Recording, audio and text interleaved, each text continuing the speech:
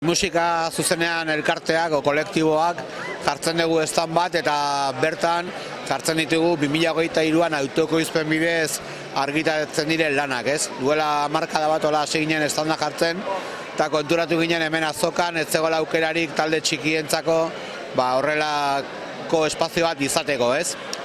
Orduan azoka esan daiteke urteak atzera dagoela antolatuta diskoetxe eta argitaletxeentzako. Eta gaur egun asko aldatu da panorama, ez? Gaur egun autoekoizpena geroz eta nagusiagoa da, gauza asko daude gaur egun disketxetatik kanpo, eta da beste realitate bat, ez? Horri kontuatu ginen gu gain dela 10 urte hola, eta hasi ginen talde txikiekin estanda jartzen, autoekoizpena bide bezala hartzen duten taldeekin bidea jartzen. Aurten 45 talde jarri ditugu, 45 diska aurten argitaratuak, musikalki oso anitza, daukazu hardcore azkarretik, funky giretara, rollo elektronikoa, ska, edo estarako tendentzi berrietara. Eta gehiena dira talde hasi berriak, lehen pausoak ematen ari diren taldeak.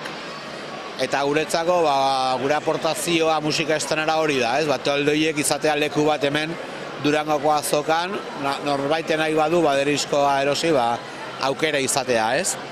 Eta bide horretan pozik egindako bidearekin, 45 disko zan daiteke kasi 2023ko disko ekoizpenaren eguneko 40 izan daiteke, uste 110 disko berri daudela aurtengo azokan, eta horietako 45 gure estandean daude, eta bueno, bada zerbait guretzako, ez?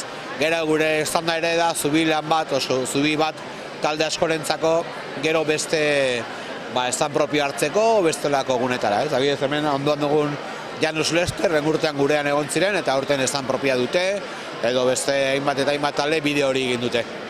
Azkenean, formato digitala geroz eta nagusia dagoa da gure artean, ez? Telefono baten bidez aukera daukazu nahi duzuna entzuteko, nahi duzun momentua, nahi duzun kantua, baina formatu fisikoak ere, oraindik ere, badu bizitzarik, ez?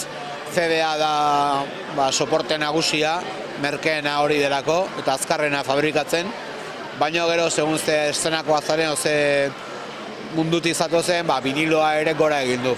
Da, diseinu aldetik beste aukera batzuk ematen dizkizu, entzuteko beste era bat da, soinua batzu diote ere hobeagoa dela, eta ordu viniloak ere gora egin du ekoizpenetan nabarmen. Eta azken urtetan, tendentzia dago kasetea argitaratzeko berriz ere, iran bat estanean kasetea, eta adibidez, orain dela urte batzuk QR kodeak eta olako tendentzi izan zena orain geroza gutxiago dira, baina hor daude ere.